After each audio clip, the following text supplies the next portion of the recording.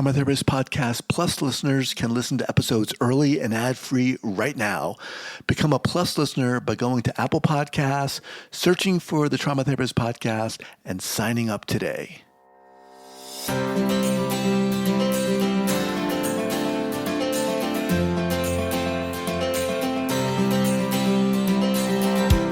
All right, welcome back to the Trauma Therapist Podcast. My name is Guy McPherson. My mission is to help trauma therapists be their incredible selves, to be human, to be real, not just a clinician. I'm a big believer in who we are is more important than what we know. And this requires cultivating authenticity, genuineness, and vulnerability, and that requires intention. You can learn more about my courses and workshops by going to thetraumatherapistproject.com. That's thetraumatherapistproject.com. Let's get started. So 5, 4, 3, 2, and 1. All right, folks, welcome back to the podcast. I'm very excited to have as my guest today, Leann Johnson. Leann, welcome. Thank you. Thank you, Guy. It's great to be here. Appreciate you. So Leann is an industrial organizational psychology practitioner and systems therapist. She has 30 years of experience as an equity and inclusion professional, having worked in nonprofit, higher education, private and public sectors. She's a professional storyteller and an actor in comedic and dramatic improvisational theater in Portland, Oregon. She co-created Black Women, White Women, an evolving experimental work featured in 2022 by the National Conference on Race and Ethnicity. Leann, welcome. Thank you, Guy. Pleasure to be here. You're in Portland now? Yes, I'm in Vancouver, Washington, which is across the river from Portland, and I work out of Portland. I do my job and my acting work and storytelling work is out of Portland, Oregon. Yes. Okay, because I'm in Bend. I don't know if you knew that. Yeah, right down, right through the mountain passes there. Yes, yes. Where are you from originally?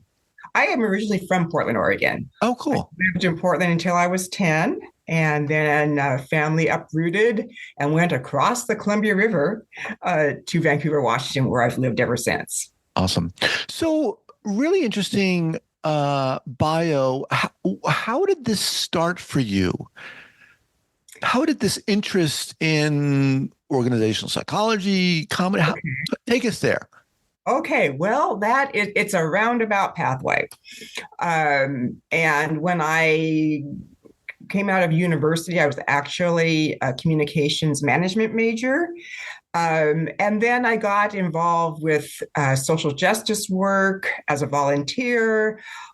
From there, I sort of fell into, if you will, what we now call DEI, diversity, equity, and inclusion, or DEIB, diversity, equity, inclusion, belonging. Kind of fell into that work, and then ended up ultimately in a position with a institute of higher education, and I needed to figure out what the heck is going on with these people here. It was suggested to me that I get a master's degree in psychology, which I did pursue. And in that, once again, fell into this incredible specialization of industrial organizational psychology. So that's a shortcut version of a roundabout way of my life, and I have been grateful ever since to have that academic grounding in the field, which I apply daily to diversity, equity, inclusion, and belonging work. In what capacity are you working now? So currently, I have been with a state agency in the state of Oregon. That was redundant, for 13 years as the Director of Equity and Inclusion for the Oregon Health Authority. Okay. And what does that look like on a day? What do you do specifically? Right. Well, our focus is really around deep policy change. We are working specifically to eliminate health inequities in the health system in the state of Oregon. And so our work that we do in our division on behalf of the Oregon Health Authority, on behalf of the state of Oregon, and most importantly, on behalf of the people of the state of Oregon, our work is really to transform the delivery system through policy so that we and practice and integrating equity and inclusion practice into the field so that every person in the state of Oregon has their best chance for their best health. And health inequities exist because of 530 plus years of inequities on these lands, colonization, genocide, oppression that has been built into the system. And that's the downside of the story. The upside is that we have been, as people of color, identify as a Black woman, have been so resilient that we have continued to not only survive, but also thrive in these circumstances. So back to your original question, we are working to create policy and practice in the state of Oregon that will help people reach their greatest health. That might be through a healthcare interpreter program that we manage, where healthcare interpreters, we're ensuring that people get their health information in their primary language. Traditional health workers, building a bridge between culture and community and the clinical experience. So functions such as that we have 33, I can give you 30 other examples of some specifics around that. I'm hoping that I've given a bit of a flavor so that answers your question, and happy to dive deeper if you have additional questions. Yeah, I would like to dive deeper, but before we get there, what about this topic so excites you and gets you? About equity inclusion specifically, about yes. trauma, okay. Yeah. Yes. Well, social justice seems to be in my blood. My grandmother was the president of the NAACP in her small hometown of Keokuk, Iowa. So somewhere this is in my being and my blood. I think also to historically further back the fact that my great grandfather on my mother's side was the first person in her family to be born above the Mason-Dixon line in freedom. Brought over his father was brought over by his father. Brought over to brought north. So there's that piece, and there's a sense of that somebody somewhere or multiple people somewhere in history had to survive the most horrific circumstances in the hull of a ship. Mm-hmm. Somehow they made it. Somehow, as each generation unfolded, we continued not just to survive, but thrive. And so there's that legacy that excites me to carry that on. There is the indication that we, as a nation and as a world, could do so much better around how we treat each other and how we humanize each other. And there are so many examples and so many conditions of dehumanization in our world that we've got to somehow flip not just the narrative, but the actions around that. Mm. I think ultimately, I want to regard and honor the past, make things better for the future, and all of that in the name of, I know we can do better as human beings. I just know we can. Mm. And there's a sense of, well, that seems pretty idealistic. And it's like, well, maybe it is. But if we try, we have a chance. If we don't try, we have no chance to get there. So I err on the side of the honest attempt.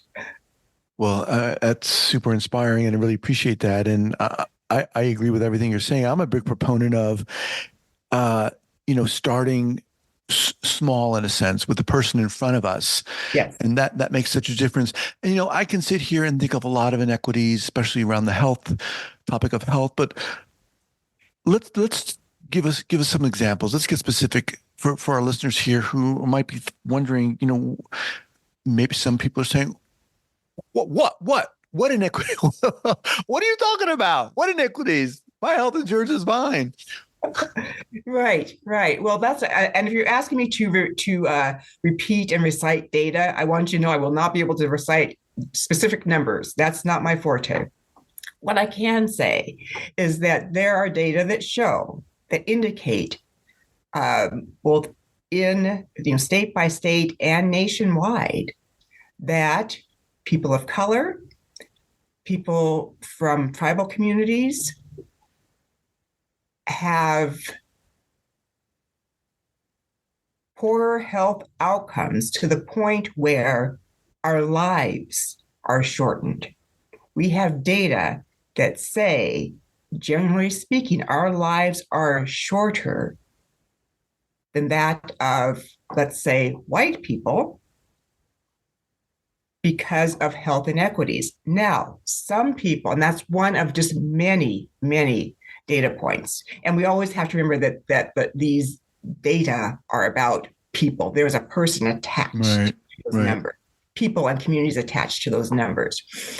So where we land in all of that is that those inequities are not necessarily because of someone's individual actions. Okay. These inequities relate to, again, centuries upon centuries of colonization, genocide, dehumanization of peoples. Mm-hmm. And so to say that this is about, well, you better eat an apple instead of a Snickers candy bar. Well, certainly we have our own agency around our health. Yes. Mm-hmm. And there's a broader context that is impacting health and bringing greater harm to certain populations of people because of this legacy of racism and oppression. And so we take this work way upstream to address the historical and contemporary injustices that are still in existence in our nation on these lands with that historical legacy of 530 plus years of colonization. So how do you tackle that? How do you address that? What does that mean? You take it upstream. Yes. Well, basically, I think of the work of Dr. David Williams and Dr. Kamara Jones, in particular, Harvard researchers, and their work indicates that, like, for example, even when you control for things like income, education, which are considered what are called social determinants of health, criminal justice system, transportation, even when you control in those areas, when you add race to the equation, the inequities still exist. So this is not a poverty issue. It is not an ignorance issue, as some people want to express it that way. It's none of those things. It is the fact that in this day and age, even if a person has access to health insurance or access to a clinician, they may still experience bias, bigotry, racism in the clinical experience. So it's not just about access. Insurance and access are part of the equation, but it's about what then happens after that. And it's also about the toxic stress that impacts our health on a daily basis and the connection between mind and body. And for example, there is another data point that says people who give birth, Black people who give birth, and this is poignant, and I'm going to give an activation warning. Black people who give birth are more likely to lose that infant in the first year than white people who give birth. Once again, when you control for all of the other factors, that still occurs. Mm-hmm. That still occurs. So babies of color are dying at a higher rate, not based upon the actions of the mother, but based upon predominantly the conditions of society and perhaps even the actions of the clinician. I will give you an example if you'd like to hear a personal example of how this plays out. Would that be helpful? Of course, yeah. Yes. Yes. So 32 years ago, and I will say this was 32 years ago, and this still happens today because there are stories that will reinforce this. Stories, Serena Williams, Allison Felix, two world-class athletes who had very poor birthing experiences. So I was in extreme pain because childbirth is extremely painful. And I had the feeling that I was in what is called active labor. I felt like the need to push. And I was told over and over again by the healthcare professionals in the room, oh, honey, if you think this is hard, just wait when you get to active labor. That was their attitude towards me. They did not listen to me. Mm-hmm. And then there was one clinician that came in, took one look at me and said, did a check and said, you're in active labor. I said, yes. I've never given birth before, but this doesn't seem, this seems like we're at critical time here. And so there was that. And then after I gave birth, the color drained from my face. I was passing out. I was not feeling right. I was feeling nauseous. I was feeling like my core was just going to just explode through this nauseous feeling. And I kept saying, something's wrong, something's wrong, something's wrong. Once again, the general feeling was, oh, honey, you just gave birth. It's a hard thing.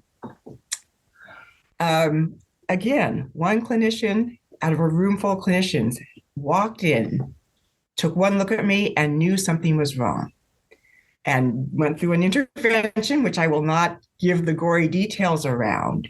And I had a postpartum hemorrhage that went unrecognized for, I cannot tell you how long, but for quite some time, to the point where the intervention was pretty graphic and radical. I'll just say that. And so that story and those stories that get repeated that still occur are stories around our dehumanization. Now, first of all, thank you for sharing that personal story. Yeah. And I excuse my ignorance here, but are we talking about white clinicians solely? Not necessarily. Or are we talking about a system? We're talking about a system that primarily moves and operates from a patriarchal, us against them, top-down way. I think that's a great way to put it. And it is, if you as an individual, as a clinician, went through, or as any individual in this country, quite frankly, that was born here and here during their formative years, we are bombarded with messaging in our classrooms, in our workplaces, related to that either explicitly or implicitly dehumanize. And so the entire system has been built around, I will just say it, white supremacy. And it is absolutely possible that anyone who is in that system, regardless of their ethnic background, could also get conditioned in that way. Right. Leann, this is, I mean, it's really hard to hear. And, there's no way I can put myself in the position of someone who's gone through this, but how the hell do you tackle this problem? Yeah. It seems gargantuan. Mm-hmm. It is gargantuan. And I believe earlier you mentioned, one person at a time, the person in front of you, the situation in front of you, that we can only influence that which is immediately around us. We each have different ranges of our sphere of influence. So the more people working toward, and I will just say it, the elimination of racism and oppression, that's really the bottom line. More people that are working toward that, we have a broader sphere of influence. Those start to intersect, and then we're working in concert with each other to make a difference. So it is a long-term issue, problem that requires absolutely long-term solutions and changes. And we must remember, especially when we talk about systems, systems are people and people are systems. So there's structural racism and oppression built into the system, but who built those systems and who is continuing to perpetuate those systems? People. So it's a twofold and everything in between attack on racism and an attack on oppression. We need to attack it and change it, and do it within every realm that we can, and remembering that it absolutely begins with our own personal reflection. I reflect every day related to the privilege I have and related to the oppression that has come my way as well. And I cannot separate myself from a system that has conditioned me as well. There are times when I think, my goodness, where did that come from? Why was I thinking that?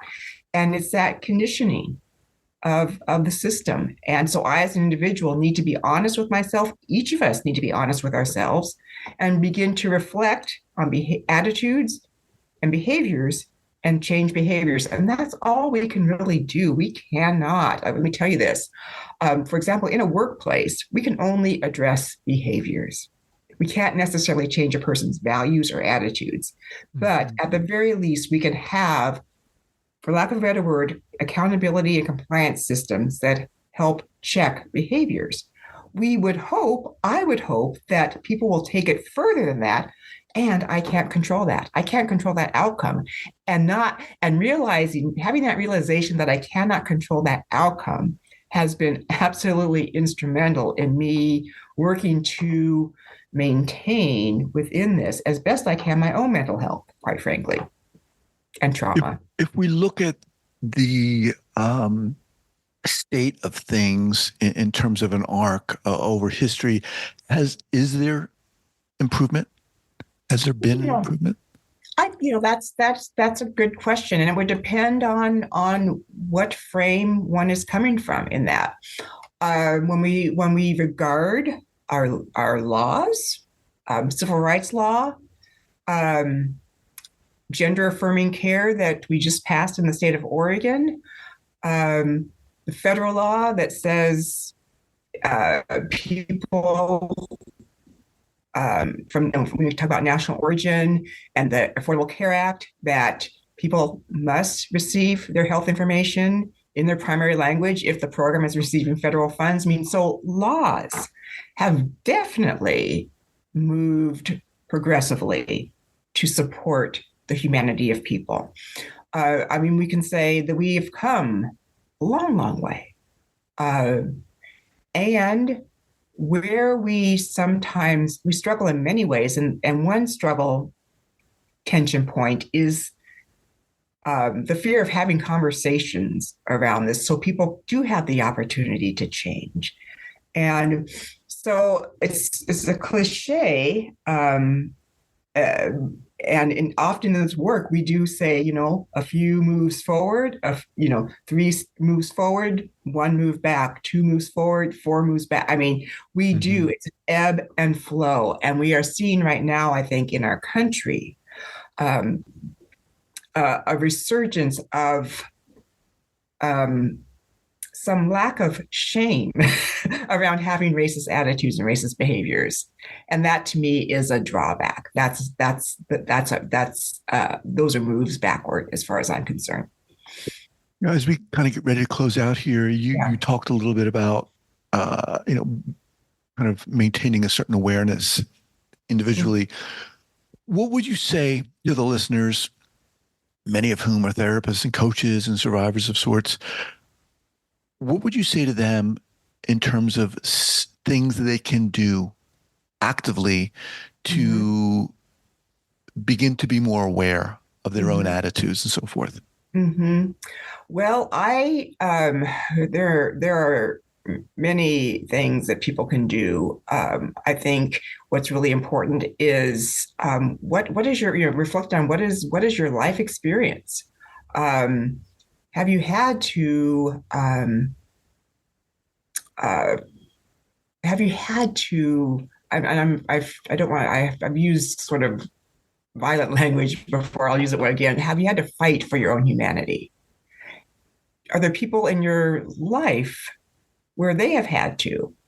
You're reflecting upon what is your own personal experience and what is your exposure to people that are not like you. What is your level of comfort Mm-hmm. to being around people that are, quote, not like you?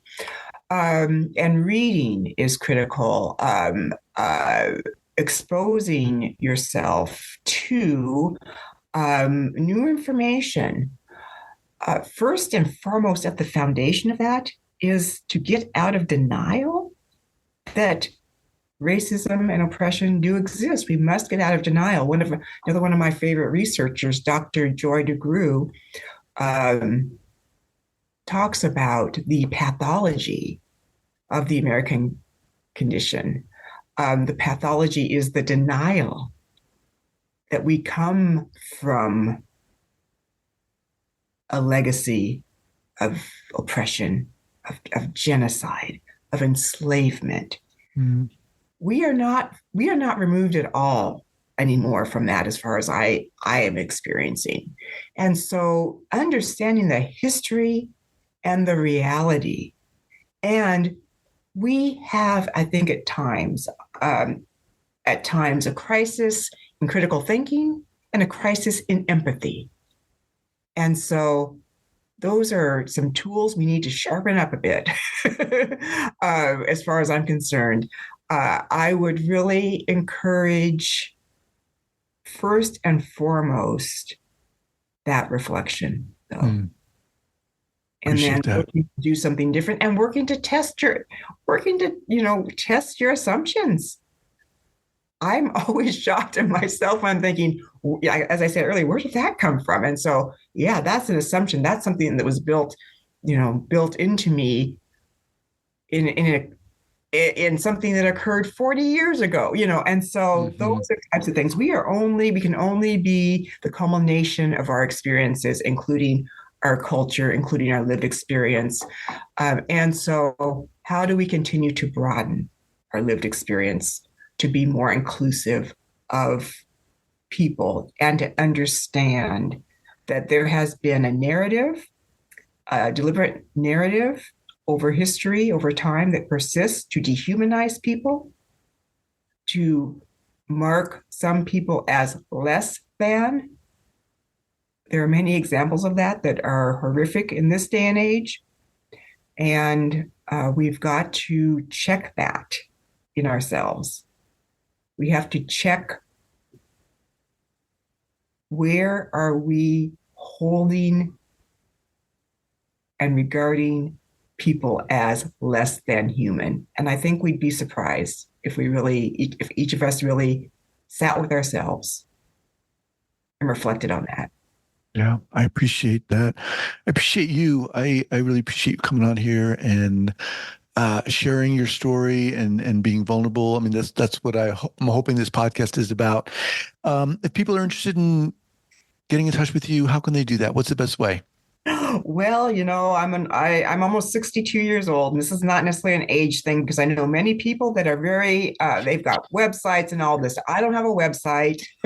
um, I can provide an email address if that's If helpful. if you want, you don't have to. Yes, yes. Well, Or I can have people reach out to me and then I would can be pass something fabulous.